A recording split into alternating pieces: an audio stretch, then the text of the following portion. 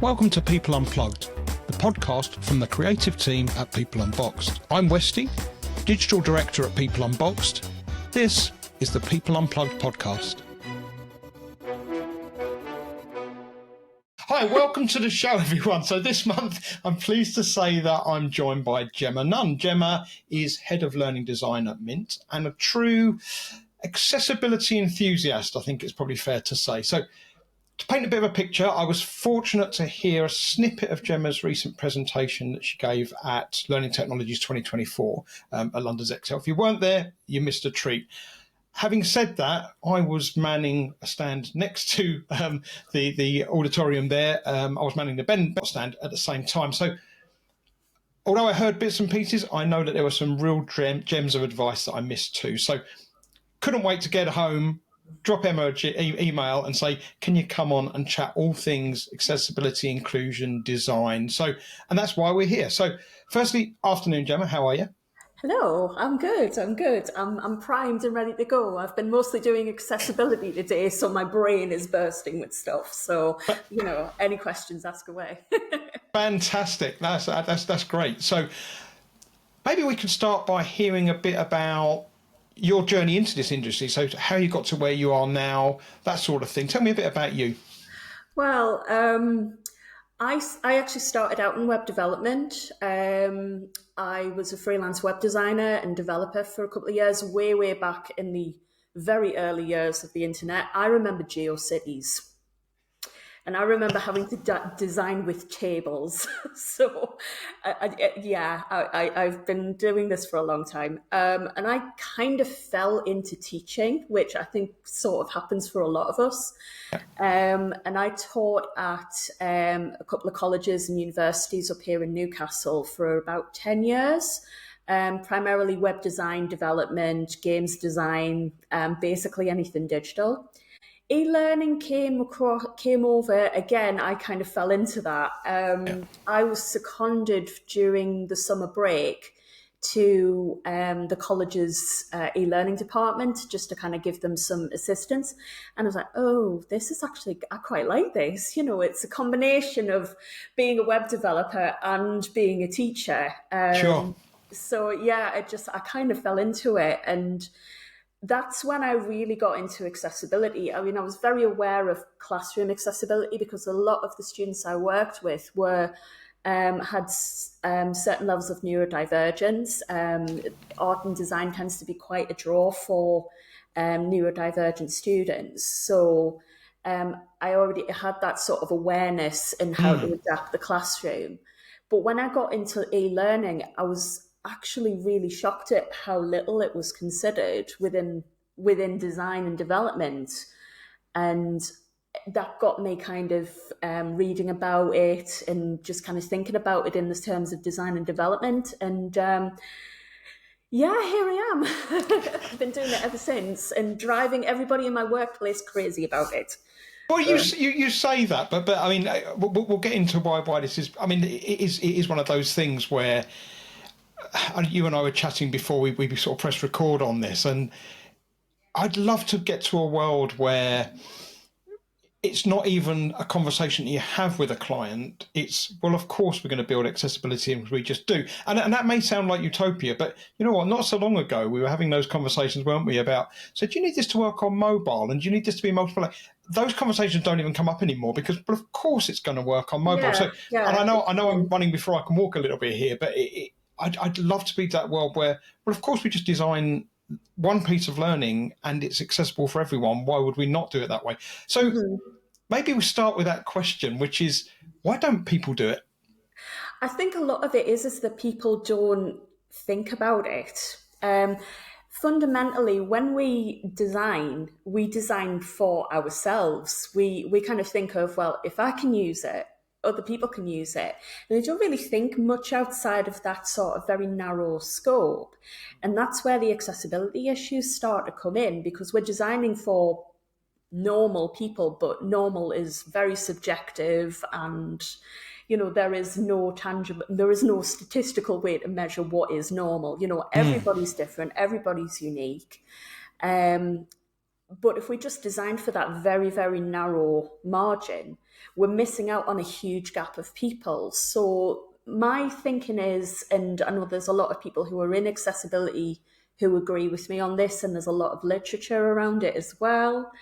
If you designed for what you might consider an edge case, such as somebody who is blind accessing a module that's been built in Storyline, you're actually catering for a multitude of learning styles. So you've got that link in with the learning, making sure that everybody's learning styles are incorporated.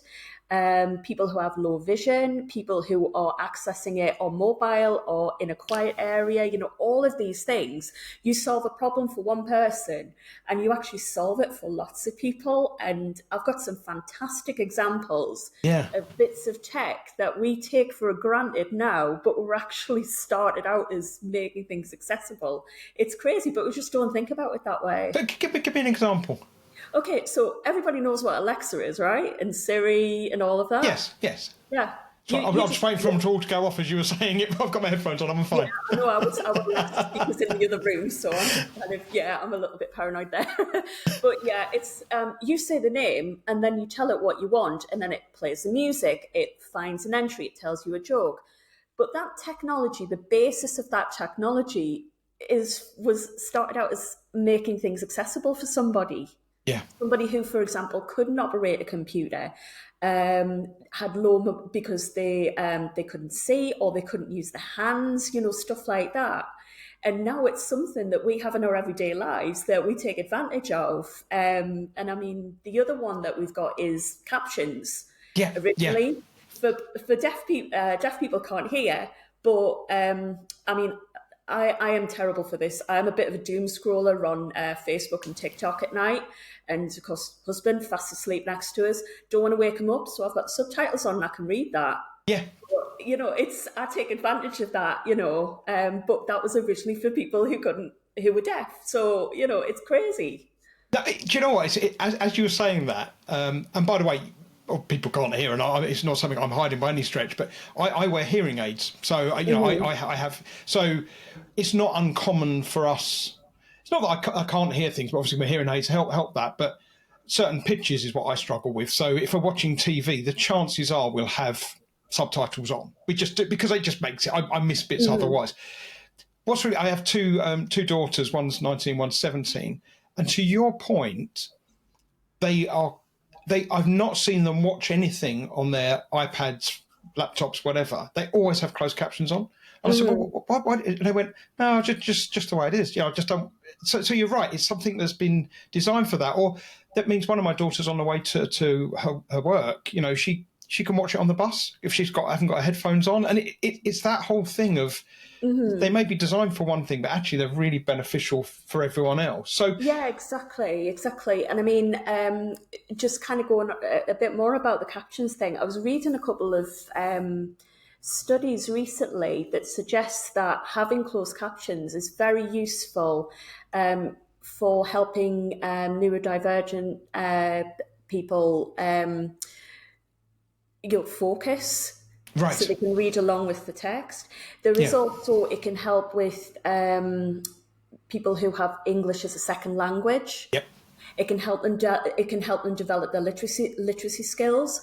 It also helps people who are dyslexic develop their literacy skills because they can listen to it, they can read along, and they get that sort of they get that additional support with their language skills. So it does actually help a wider community of people. So it's just it's honestly it's something so simple, but it makes a huge difference to a person's experience, especially when they're learning something new. So, yeah.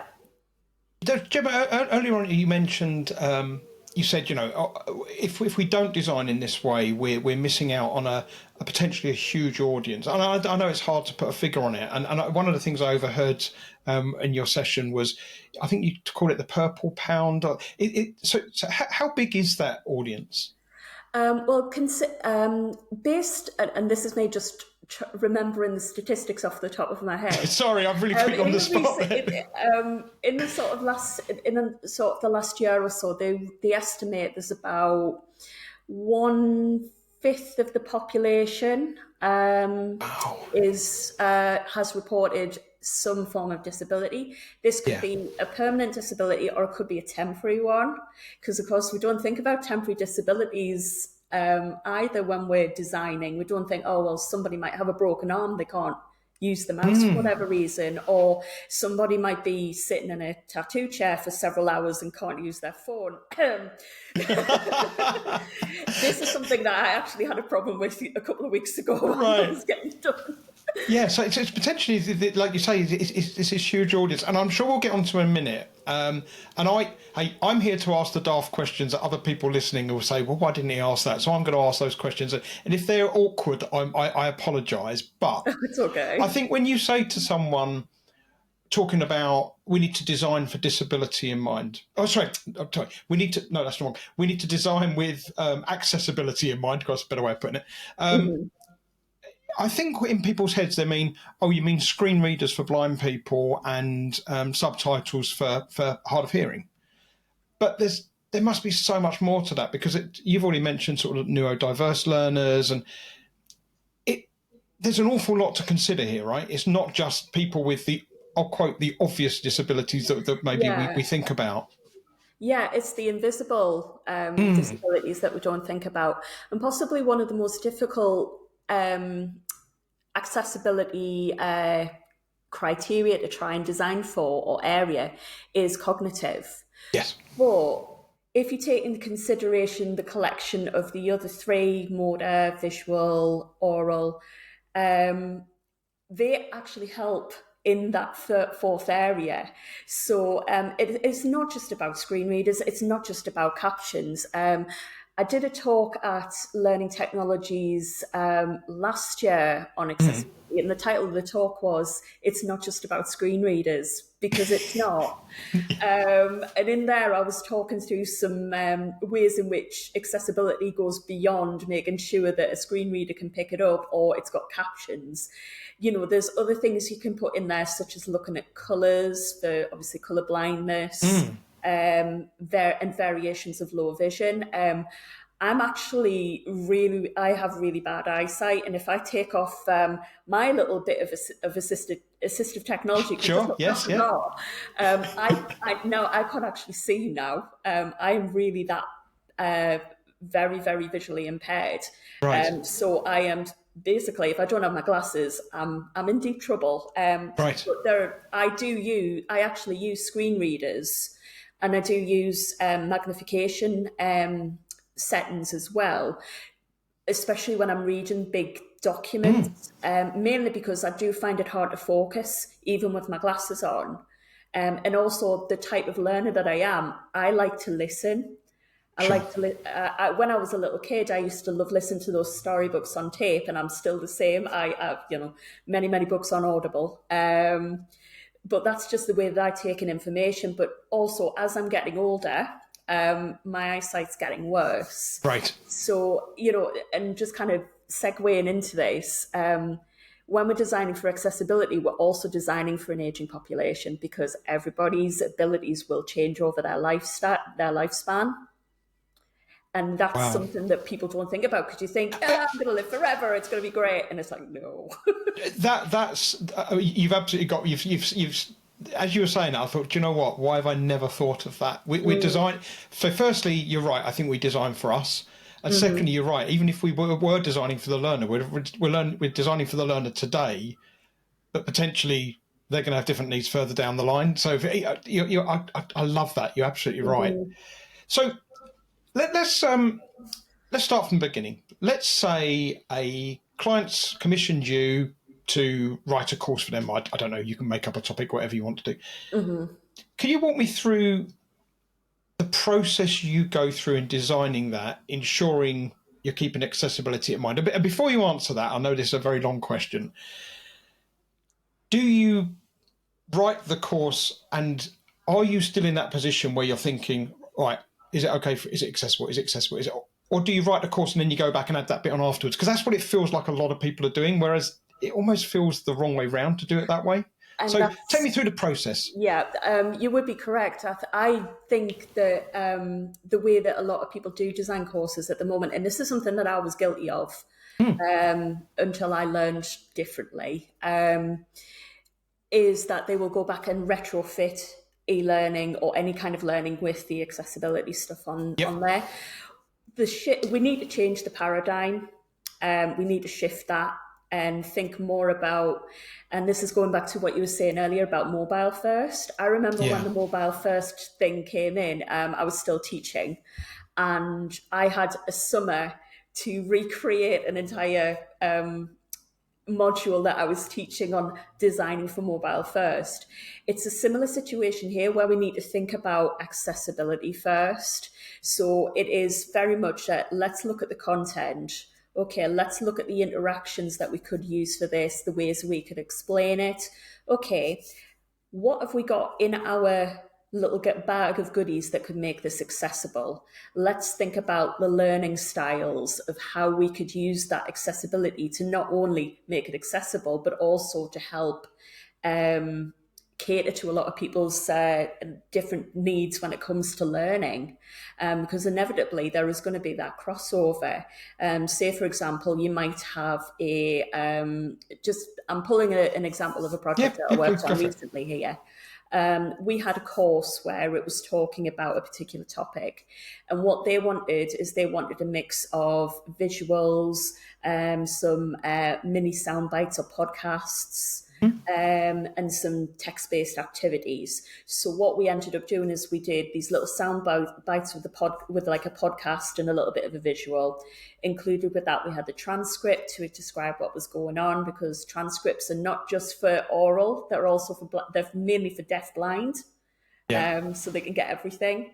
And then we also had on the video, so we had a bit of movement, a bit of animation that had a transcript and captions, and then we have the text-based area with some interactivity. So we're covering your kinesthetic, we're covering your auditory, and we're covering your visuals. So if you go back to the old VOC model, yeah, I still remember my teacher training. No, that's fine. Yeah, good. But yeah, you can align those fundamental areas of learning styles to accessibility. So it not only makes it an accessible experience for your learner, but it actually enhances the learning experience. So you've got a winner there. For the different styles, different preferences. Yeah, exactly. So in that situation you're giving me there, is that one piece of learning, or do you write the course for the majority and then do? Because and the reason for asking this, I've been in that situation before where we've done this is the majority, and they say, okay, but we've got someone who has a specific disability. Go, oh, we can print them a PDF version, and that must be so frustrating. It's stigmatizing. Yes, 100%. It's absolutely stigmatizing because you're not giving them the same experience, and they deserve to have the same experience.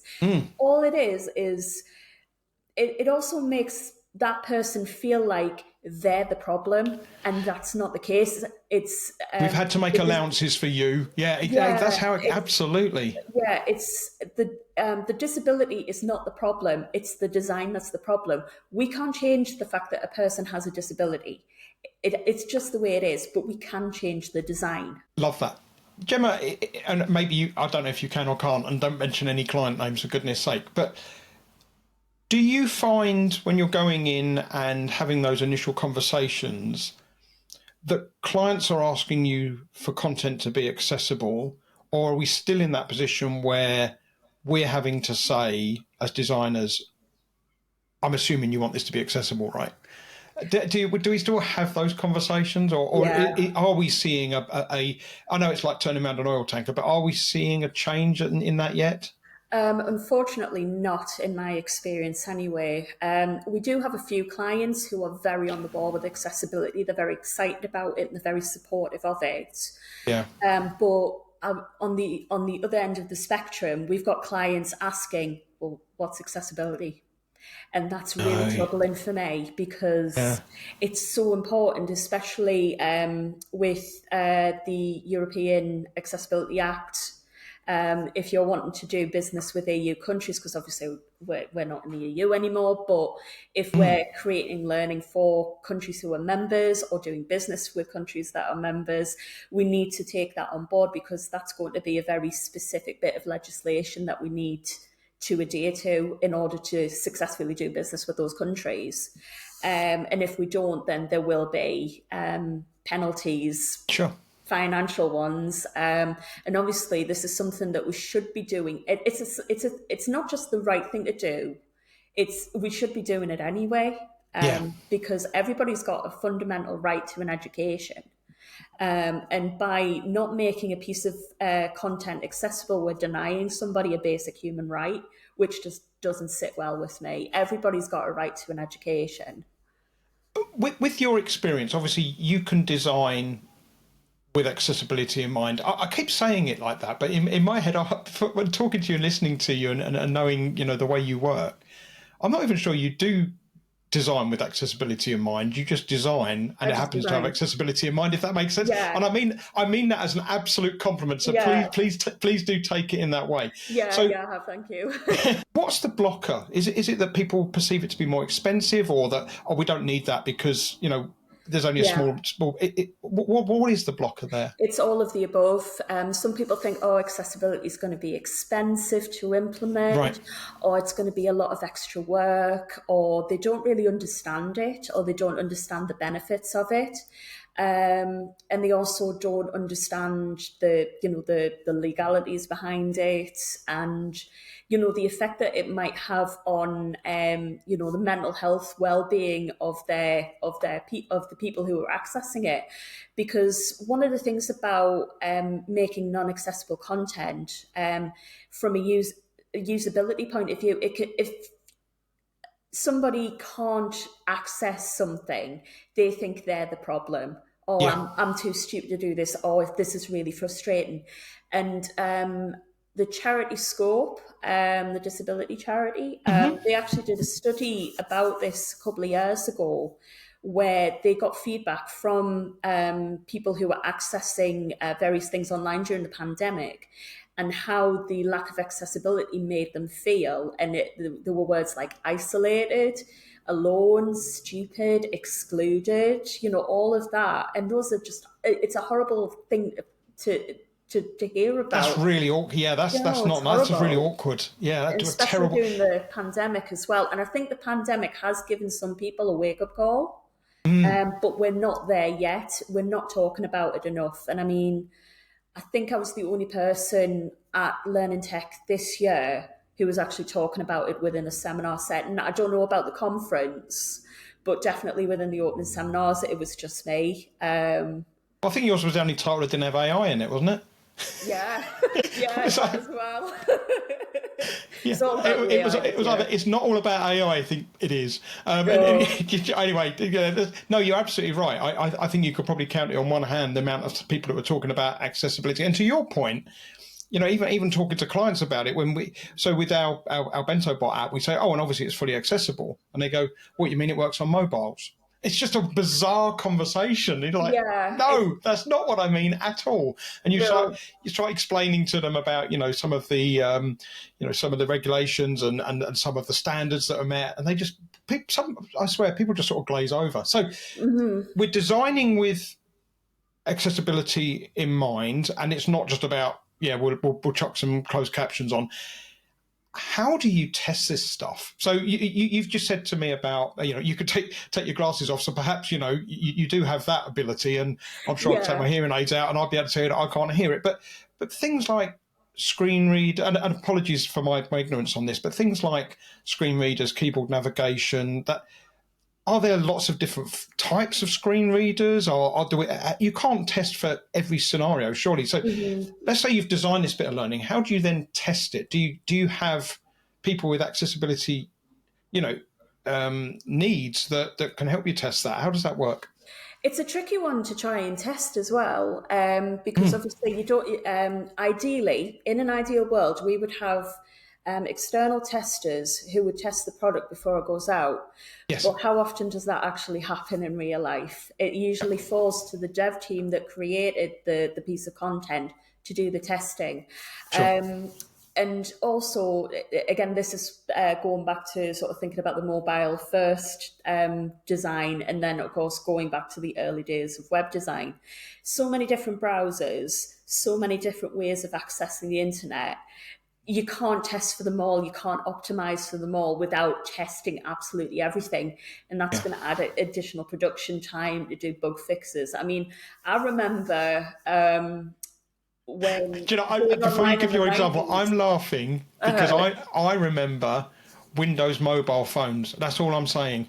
They were an absolute nightmare. So we Yeah. design a piece of e-learning for everything, and they'll go, "Does it work on Windows Mobile?" I go, "Don't be daft."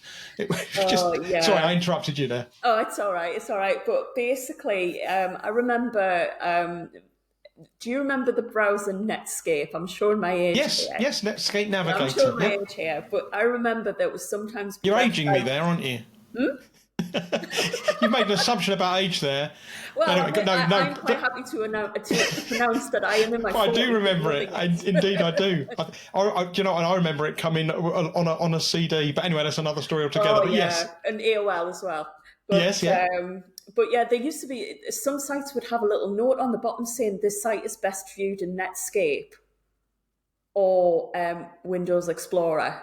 yeah. You know, and that's not accessible because No, it means that you're denying other people the optimal way of accessing your website. So it's just like little things like that. You don't think it's about accessibility, but it is. It's a yeah. situational accessibility. Well, I don't have that browser, so you know it's crazy. But just kind of getting back to that point, when we were first designing for mobile first, we were thinking about new ways in which we can make websites look good, but also that they work and flow within a mobile setting.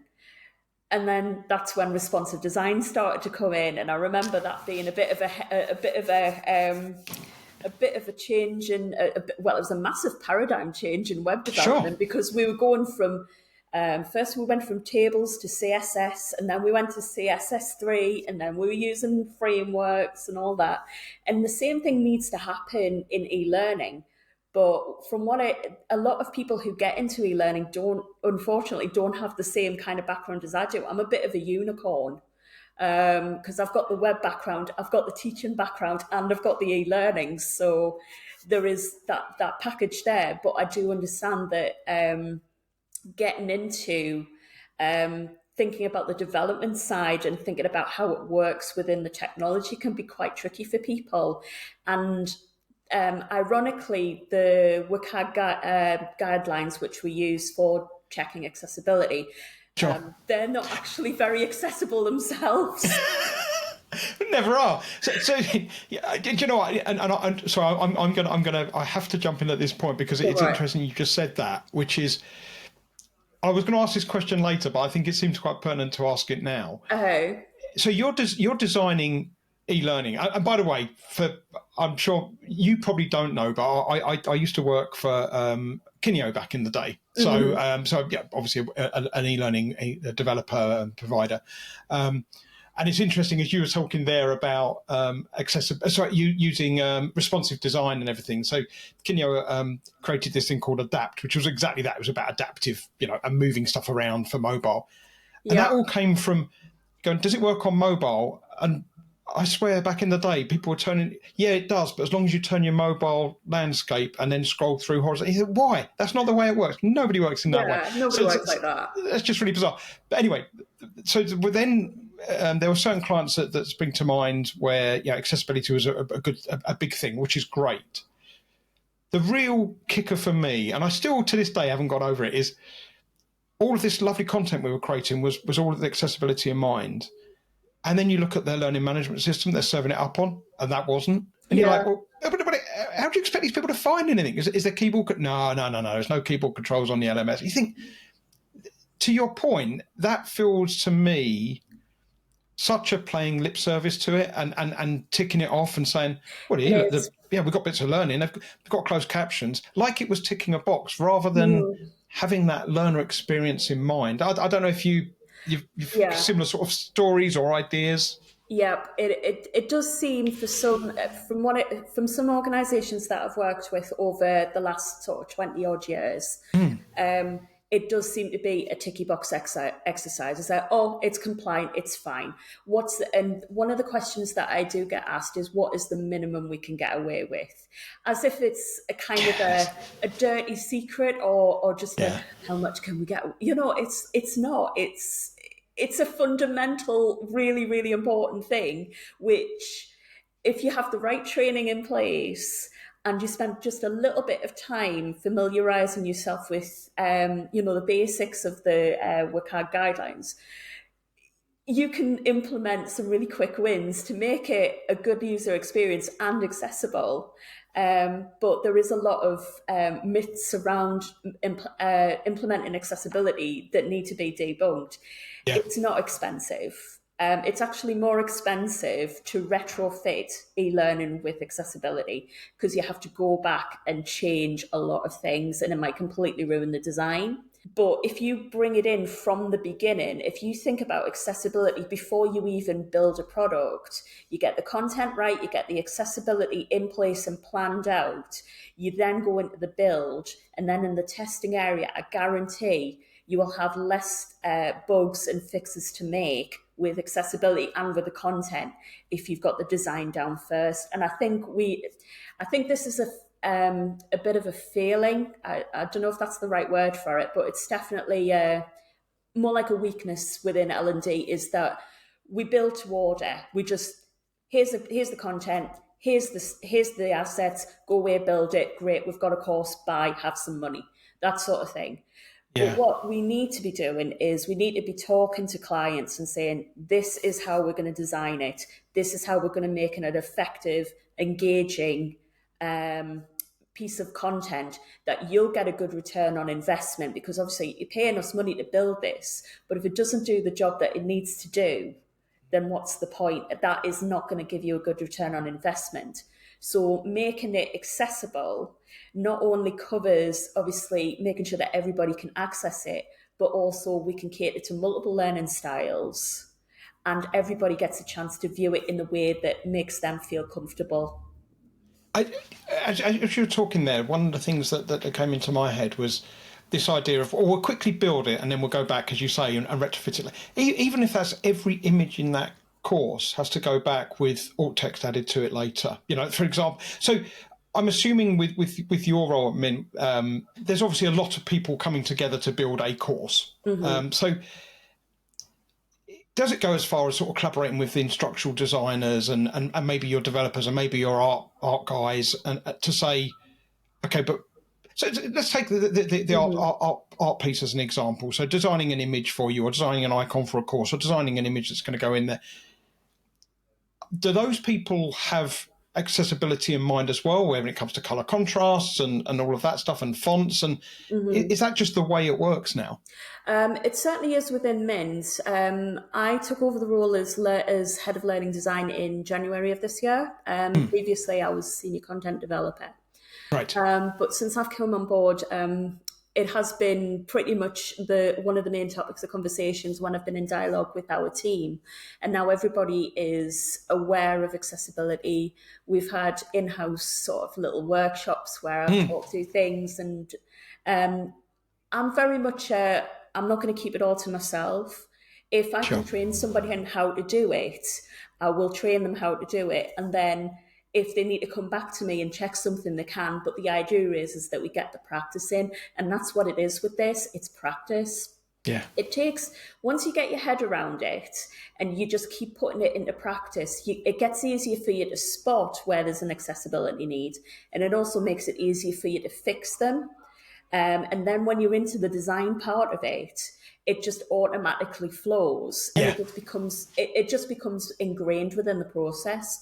So we are working towards that. And in the sort of 5 months since I've been in this role, the team has increase the amount of accessibility consideration that they do in the designs. And if there's any accessibility issues, I guarantee I'll either get a message on Teams saying Gemma, or somebody, because we all work within one big open office, or I'll usually hear a shout across the room saying, Gemma, can I just check the accessibility on this? And 9 times out of 10 now, they've got it right. It's a support. They need the support within the organisation and the training and the patience and the time to look into it. But that says to me that that's the culture now.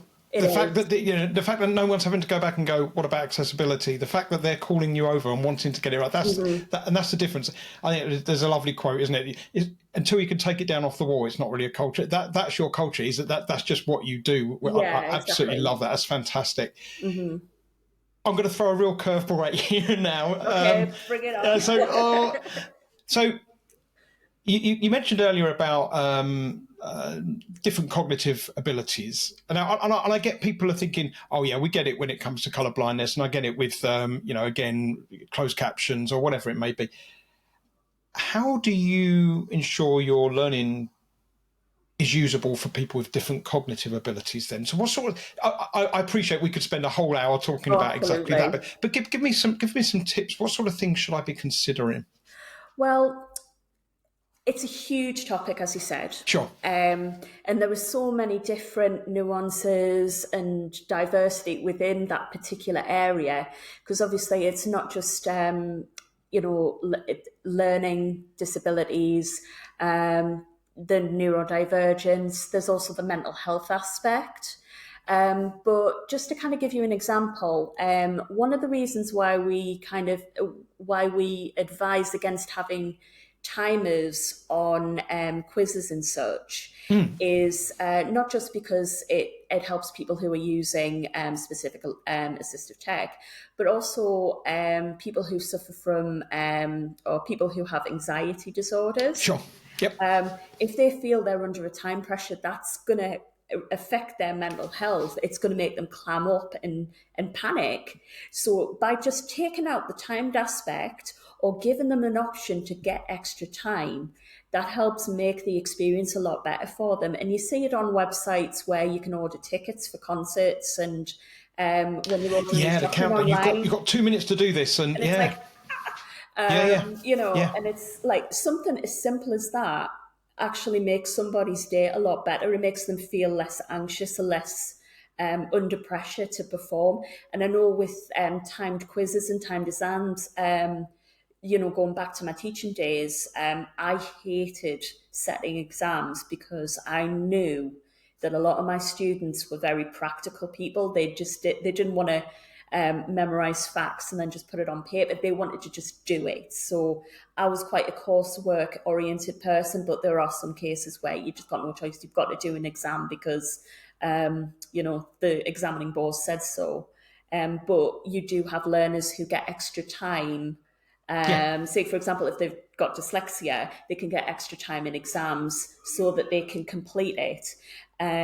But we weren't repeating that online. So now it's within the WCAG guidelines to say avoid timed or give people the option to get extra time if they need it, because that will alleviate anxiety. And of course, as somebody who does suffer from anxiety, I'm very open and honest about my own neurodivergence.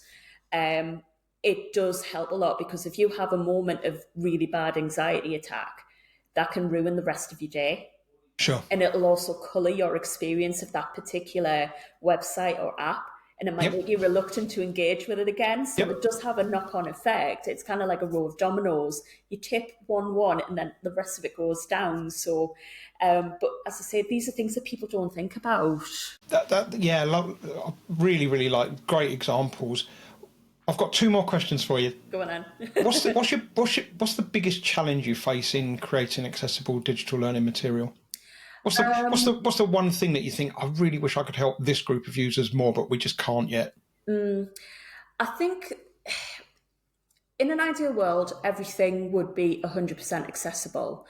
but unfortunately that's just not possible. Yeah. Maybe one day in the distant future when we've got holodecks and stuff like that in Star Trek, my nerd is showing again. We might Oh, I be thought able we were to. Star Wars. I didn't know we were Star Trek as Oh, well. I'm a sci-fi fan all the way. I do not discriminate. But yeah, if once we get into a point where we can have the technology where we can adapt to pretty much Yeah. anything, we can look at making things 100% accessible. But the WCAG is divided into three categories. You've got level A, which is your most fundamental accessibility, level AA, which is your intermediate, and then your AAA, which is more specialised, more nuanced. The ideal at the moment is AA, because you can capture quite a lot of accessibility needs within those two areas. What I would like to see is more best practice, because that's what AAA is being viewed at the moment. I would like to see those best practices becoming part of the norm, as it were, as part Yeah. of the standard guidelines. But at the moment, we haven't got the technology yet to do that. And I think if more people get on board with accessibility, we can get those ideas flowing, we can get the innovation going. Because human beings, we're fundamentally pretty good at solving problems. You give us an issue, we'll think of a way around it. And I mean, this is where I'm going to quote another one of my, from one of my big heroes, a chap called Gene Kranz, Right. who was one of the flight controllers or the flight controller for NASA during the Apollo program. He's once quoted as saying, "I don't care what something was designed to do. I care about what it can do." So I that's love that. something that we need to look at when we're designing. Let's not worry about, oh, well, storyline, for example, only lets us do this. Okay, what if we did it this way? Yes. That's how we innovate, and that's how Yeah. we make change. And look how we've gone full circle. We talked about all these things that were designed for one need, and now they're covering a raft of different things. It's Yeah, exactly what you're saying. Lovely, lovely. It almost feels like we planned it. We didn't. no, we didn't. And before I let you do your plugs and bits, I'm going to ask you a personal question now. And I Go ask ahead. all of my guests this. So, what's the ultimate weekend look like for Gemma? Oh boy. Well, I have a very unusual hobby. Well, it's starting to become a bit more mainstream now, but I'm a live action role player. Okay. So on a weekend, well, not every weekend, because if I did that, I would be very, very tired all the time. I will go a few times a year. I will go off to a venue, sometimes a scout camp, sometimes a big field in the middle of nowhere, with several hundred to several thousand fellow like-minded geeks. And we basically play Dungeons and Dragons, but we actually dress up and we fight with swords and we do adventures and stuff like that. I've been doing this Yeah. for I've been doing this since my late teens. And I actually run a game myself. I'm running a game not this weekend, but the weekend after. Wow. So, but yeah, and again, that's another arena where I'm looking at making games more accessible, because you get a lot of people from so many backgrounds who want to play, but they can't for certain reasons. They don't have the mobility, or they have a neurodivergence that makes it difficult for them to interact with others. So that's something I'm actually working on with one of the organisations that I volunteer with as a staff member. But yeah, that's basically, I dress up and I play with fake swords, basically. Oh, no, do you know what? What I absolutely love about that is that with your background in digital and you called yourself a geek, for example. With your background in that, you'd still rather go and do that live action rather than putting on a VR headset and meeting all these people virtually. I absolutely love that. Yeah. And the fact that we're trying to say, let's make this accessible for everyone, it feels like our work here is done. That's brilliant. Really, Uh-huh. really brilliant. I did see you mention it on LinkedIn, and I thought, oh, I'm going to have to ask about that. But I didn't want to lead you down that line. But as soon as you went there, that's absolutely fine. Love it, love it, love it. Gemma, if people want to continue the conversation with you, if other designers want to learn more, Is there a training program you can recommend, or how can people reach out to you and ask you questions, pick your brains a little bit? Well, I'm on LinkedIn as Gemma Nunn. I'm to be honest, out of all the social media out there, LinkedIn's the one I'm most active on.